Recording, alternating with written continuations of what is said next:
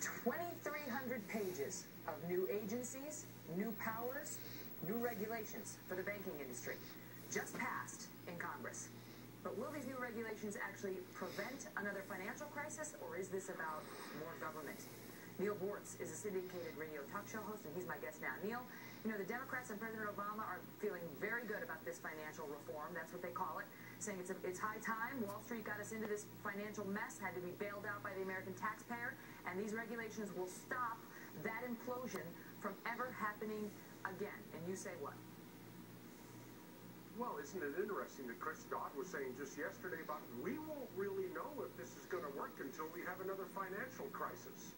Well, that's very reassuring. That certainly made me feel a lot better.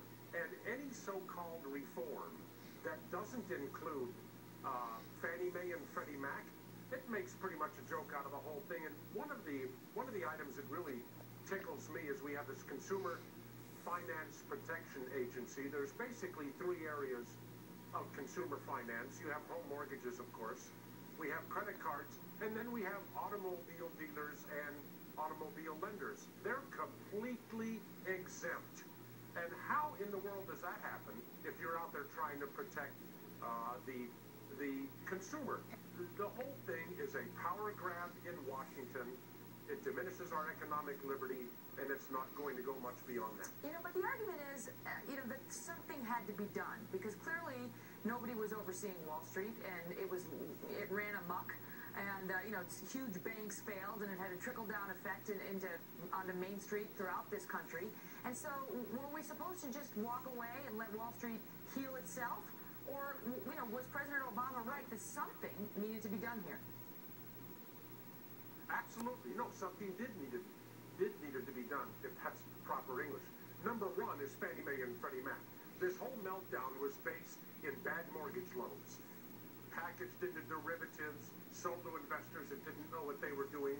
But at the base of the bad mortgage loans, Fannie Mae, Freddie Mac, they skate free.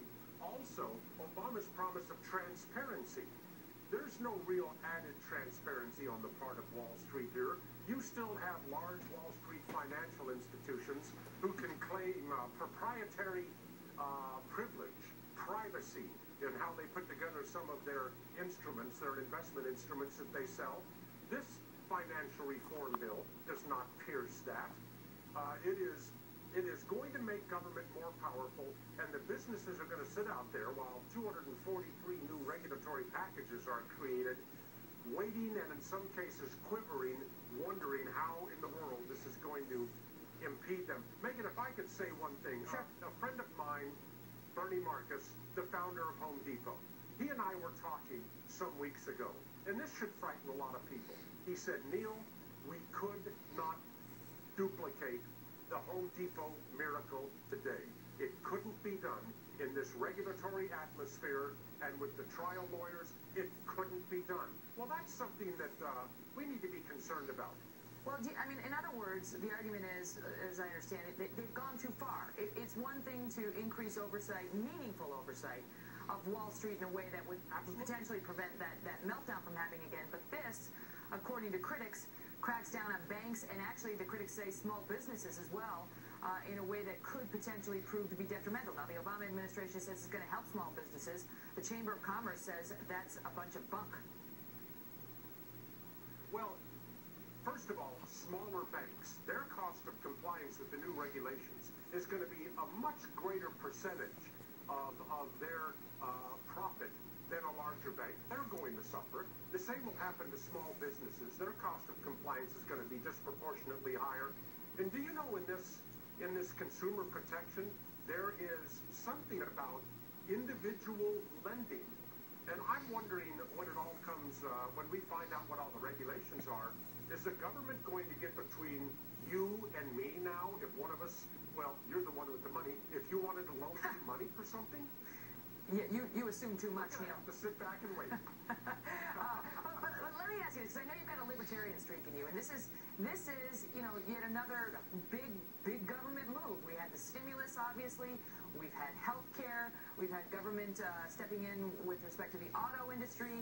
Now they call this financial reform. You can argue about whether it's reform or not, but little by little, President Obama seems to be succeeding in putting government tentacles into a lot of areas, and you can argue about whether that's good or bad, but they're going to be there for a long time to come, and they could be really tough to get out. Republicans are already saying that this bill should be repealed, soon-to-be law should be repealed, but that's not too likely, Neal. Remember, Barack Obama referred to the private sector during the campaign and before as the enemy. We have a president who used to refer to the private sector as the enemy. I think that's alarming. You're right, I do have a libertarian streak. And the primary emphasis of government in the area of finance and finance reform should be to prevent fraud. You don't mislead somebody, rely on their being suckered in, and then take advantage of them. The government has a big role to play in addressing, preventing, and punishing fraud. And they go way beyond that with this bill. I mean, you got even the New York Times pointing out that some of these regulatory bodies that are about to be created are still run by the very same people who got us into this mess. So there's a real question about whether they're going to be the ones accurately to oversee future messes. In any event, Neal, always interesting hearing your take on it. Thank you so much, sir. Thank you. Well, with soaring deficits and a runaway national